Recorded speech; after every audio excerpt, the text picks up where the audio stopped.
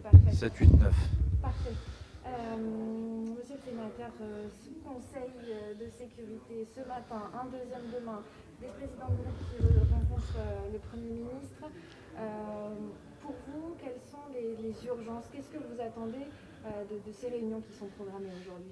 Alors c'est des réunions d'urgence et le problème c'est qu'on avait il y a 15 jours un texte déjà sur des lois d'urgence. On est dans l'improvisation.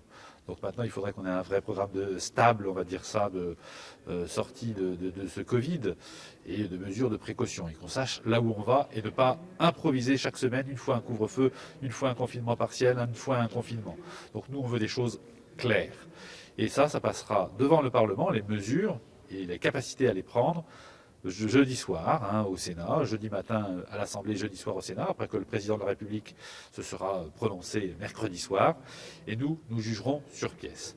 Nous dirons nos propositions, on verra si nous sommes écoutés. Si nous ne sommes pas écoutés, alors peut-être que nous n'aurons pas d'accord. D'accord. Pour vous, l'urgence, quelles sont vos propositions? Sur quoi il faut insister selon vous?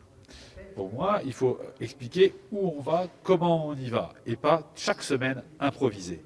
Et c'est ça la faute initiale. Durant l'été, rien n'a été fait pour dire aux Français ce qui allait se passer suivant qu'on soit en zone orange, rouge écarlate, urgence absolue. Rien n'a été dit.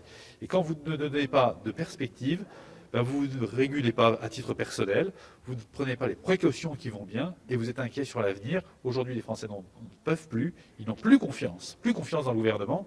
Donc nous, on est prêts à donner des mesures, mais on n'a pas pour l'instant envie de donner confiance au gouvernement. Nous ne voterons pas de confiance au gouvernement. L'échec du gouvernement vient d'où, selon vous, d'un manque de discussion avec d'autres sensibilités politiques dans cette crise-là? Je le dis, le gouvernement n'est pas à la hauteur. Nous sommes dans un gouvernement d'amateurs, encore, quel que soit ce qui est dit. Et le problème aussi, c'est que tout est décidé à l'Élysée. Depuis Jean Castex, qui était monsieur déconfinement, est-ce qu'on peut me dire qui s'occupe en permanence du Covid? Qui peut me le dire? Personne. Le gouvernement n'a pas pris la mesure, n'a pas pris les mesures. Il s'est laissé dans les mains des administrations et des médecins qui se contredisaient, comme on le voit sur tous les plateaux de télévision. Il n'y a pas de pilote dans l'avion. Qu'est-ce qui vous satisferait, vous, comme mesure de prise demain?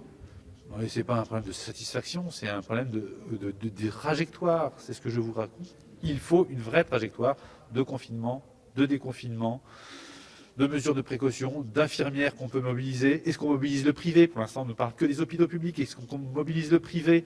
On ne nous raconte rien là-dessus. L'Italie a su, par exemple, embaucher des infirmières en raccourcissant la durée de certification. Est-ce qu'on aurait pu aller là-dedans? Non, c'est administration as usual.